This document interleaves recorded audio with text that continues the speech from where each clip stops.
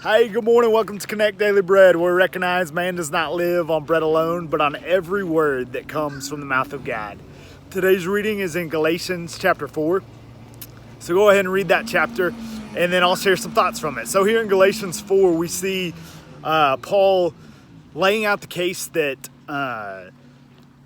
those of us in Christ, speaking first to the church at Galatia, but to us also, those of us in Christ have actually been adopted into the family of God.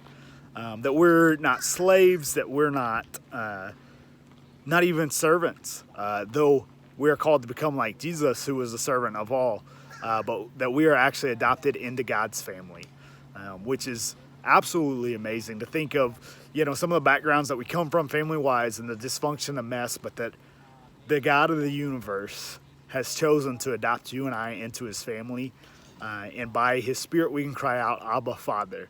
Right? And so all that means is just daddy, papa, in the most intimate sense, that we can know who we are, whose we are, and what we're here for. And then Paul goes on to contrast towards the end of the chapter, he does this. So I'll just share that part and then touch on the middle. So he contrasts Hagar and Sarah. And he talks about, right, so these were Abraham's wife and then Abraham's mistress, basically. And so one child born through Hagar was not the child of the promise. Abraham took matters into his own hands, and so he has that son. And Ishmael is the son by Hagar, and he's not the child of the promise. And so Paul literally says, hey, I'm using this figuratively so you get a picture. But those under the law would be like that, like Ishmael, not children of the promise, but children of the law.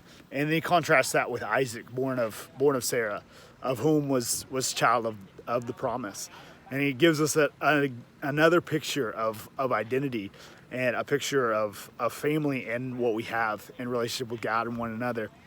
And in the middle of the chapter, we see Paul really pleading with them to take hold of the life that has been offered to them, that they once took hold of, that they would grasp onto it once more and strive in a way that's worthy of the calling. And he just lays his heart bare and he says, I fear in some way I've wasted my efforts with you. And he doesn't want that to be the case. He loves them like crazy, and it's not just, okay, I did this task and this job and it didn't work out, but he talks about being in pains of childbirth until the image of Christ is formed in them. And then he says, hey, please become like me. This is a call back to 1 Corinthians 11, the idea of imitate me as I imitate Christ, or follow me as I follow Christ. And he even lays out, I became like you to get to know you, right? So here we see the idea fleshed out, flesh on the idea of becoming all things to all people so that some may be saved. And so they apparently had super warmly embraced Paul and welcomed him. He says as if he were an angel. They just totally embraced him and took him in. And we see Paul, encouraging them to remember the relationship that they once shared. And then verse 17, he asks a question.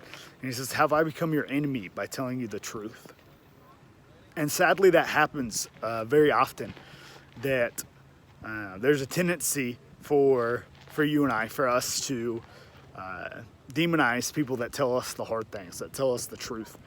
But my encouragement today is that we would embrace those who love us enough to tell us the truth, to recognize that's a really hard thing to do, to have the hard conversations, especially with people you love, but that those are actually the people that you can trust, those that tell you the truth. So my encouragement today is to embrace those that love us enough to tell us the truth.